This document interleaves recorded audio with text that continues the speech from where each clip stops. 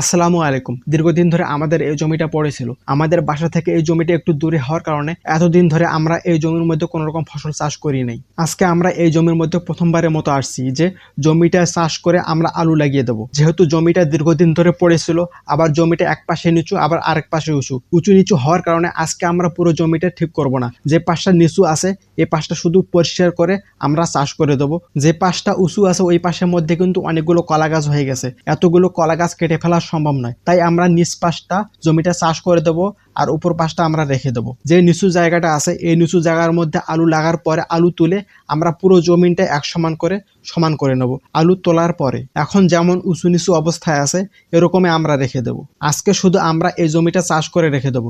চাষ করার পর এই জমির মধ্যে আমরা গোবর সার দেবো।